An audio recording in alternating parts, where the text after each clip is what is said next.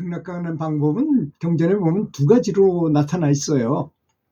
하나는 선한 행동, 선한 행실을 통해서, 행위를 통해서 가는 것이고, 다른 하나는 연부를 아주 열심히 이어지게 계속해가지고 어느 일정한, 그렇다 연부를 한다고 다 가는 건 아닐 수도 있다고 저는 생각을 합니다. 그래서 이제 영안이 열린 사람이 보면 이제 임종이 가까워 오면 반야용선이 온대요. 반야용선이라는 이제 일로왕 보살이 이 모는 배가 이렇게 와가지고 거기에 이제 올라타면 극락으로 다 가는 건데, 어떤 사람은 올라갔다가 쭉 미끄러져가지고 못 올라가고, 올라가려다 또 미끄러지고, 어떤 사람은 올라갔다가 다시 나와가지고 또 다시 어디 집에 가서 일 보고서 오다가 뭐 떨어져가지고 또 못 가는 사람, 이렇게 아주 그럴 거 아니겠습니까? 뭐든지 그렇잖아요. 일정 양이라는 게 있잖아요. 우주에는 자동 실행 장치가 있다고 그럽니다. 그래서 우리도 그렇잖아요. 보통 회사원이 과장이 되려고 승진을 하려고 하면 일정 기준이 있어요. 회사에도 규칙이 있잖아요. 이 사람은 뭐 어떤 실적을 거둬야 되고, 화목은 얼마나 화목, 직원들 간에 리더십은 얼마나 있고, 뭐 이런 걸 측정하는 도구가 다 있잖아요. 그런 것처럼, 그래서 어떤 일정 양이 차야만 그 만족을 해가지고 그 상태에 가게 되는 거 아니겠습니까? 그런 거 마찬가지로 연부를 한 달에 해가지고 다 가게 될 것 같으면 누구는 이 지구상에 사람이 이렇게 많지 않을 것입니다. 만약에 그렇게 많이 극락에 갔다면. 지금 사람이 많다는 것은 윤회를 그만큼 하고서 돌아왔다는 걸 말하는 거 아니겠습니까? 지구상에 지금 80억 명이 넘다 그러잖아요. 이 사람이. 그 중에 우리는 한 명이라는 것입니다.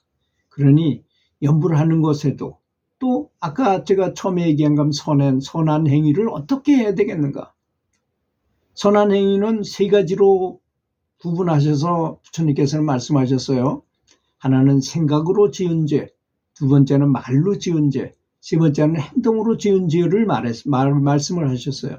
그러니까 우리가 그거를 부처님의 말씀을 잘 이해해서 다시 설명해 본다면, 생각으로 내가 저 여자하고 한번 이렇게 품에 안아보고 뭐 뽀뽀를 어떻게 하고 애모를 어떻게 해야지라고 생각한다는 것 자체도 이미 그 행위를 한 거하고 똑같이 취급을 한다는 것입니다. 사실 남자인 사람들은 이게 본능적으로 너무나 욕구가 강해요. 성욕에 대한 욕구가 강한 거 사실입니다.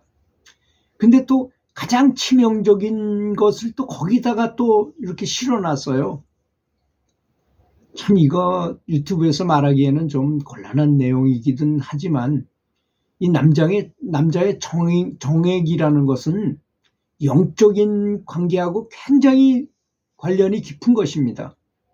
그래서 정액을 마음대로 이렇게 배출시키고 이렇게 하고 공부를 하면은 성취가 늦는다 그래요. 하여튼 도 쪽에 있는 그 공부계에서 얘기는 다 그렇습니다. 그래서 뭐 자기가 성관계를 하더라도 그것을 정액은 배출하지 않고 다시 그것을 머리 위로 올려서 그걸 단으로 만드는 것, 뭐 이런 걸 환정보내법이라고 말하거든요. 그걸 안 하면 성취가 어려울 수 있어요. 사실 그 참 불편한 진실입니다. 참 몇 번 말하려다가 제가 말 못하고 하다가 이번엔 말해야지 하다가 그만두고 한 내용인데요.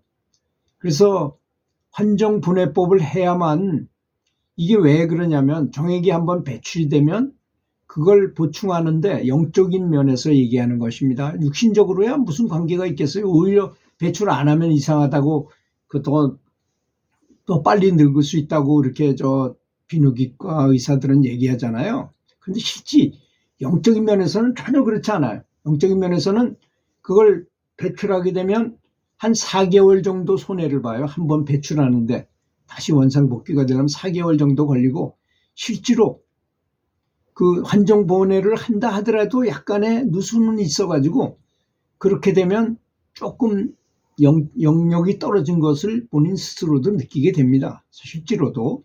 그러니 이런 환정보내법을 하지 않고 수행을 한다는 것은 좀 어불성설이기도 한 점도 있어요. 참 불편한 지질이지만. 두 번째는 이제 생각으로 지은 죄는, 그러니까 생각으로 내가 축구하는 사람이 축구를 잘하고 싶어서 생각으로 훈련을 하면 효과가 있을까요? 없을까요, 여러분? 똑같이 있어요. 오히려 더 효과적이에요. 실제 연습하는 것보다. 탁구 치는 사람이 탁구를 이긴 날은 생각도 안 해. 발 쭉 뻗고 자버려. 근데 졌어. 아주 억울하게 졌어.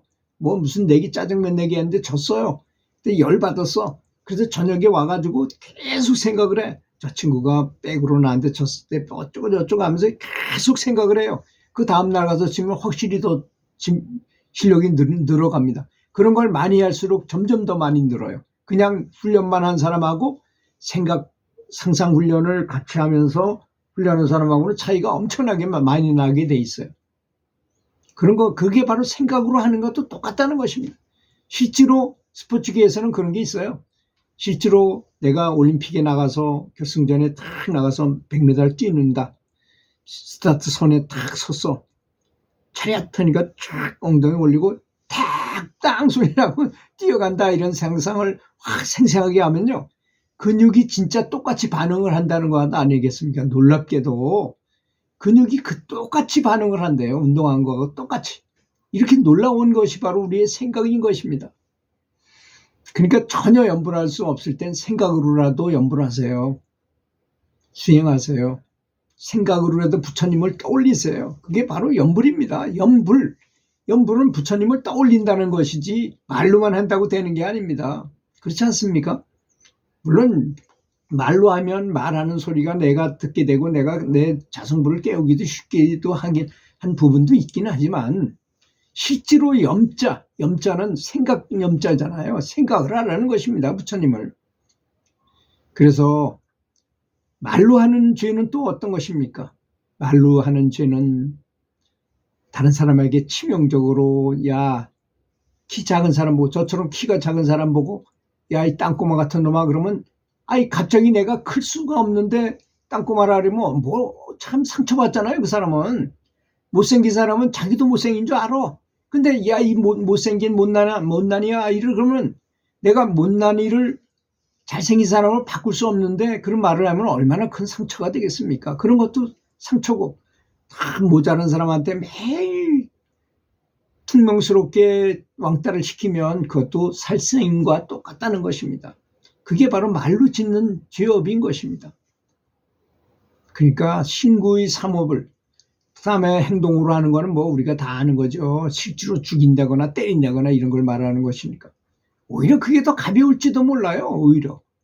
물론 죽이고 뭐 그런 것에 대한 건 치명적인 거니까 그런 건 빼놓고 몸으로 뭐 서로 치고받고 하는 거는 말로 한 거하고 생각으로 한 거보다 더 약할지도 몰라요. 그러니까 생각의 힘이 얼마나 크고 입이 얼마나 화살과 같은 독인지 알 것입니다. 그래서 불경에 그런 말이 나오잖아요. 모든 재앙의 원인은 바로 입이다. 입에서부터. 근데 입은 어디서부터 시작돼요? 머리에서부터 시작됩니다. 생각에서부터. 그러니까 생각과 입을 잘 다스리면 행동도 저절로 따라오게 되는 것. 그래서 사람들은 언행일치라고 말하는 것 아니겠습니까? 그래서 극락에 가려면 이렇게 신구의 삼업을 잘 지키고 염불을 열심히 하면 100% 극락에 간다고 믿어 의심치 않습니다. 들어주셔서 감사합니다.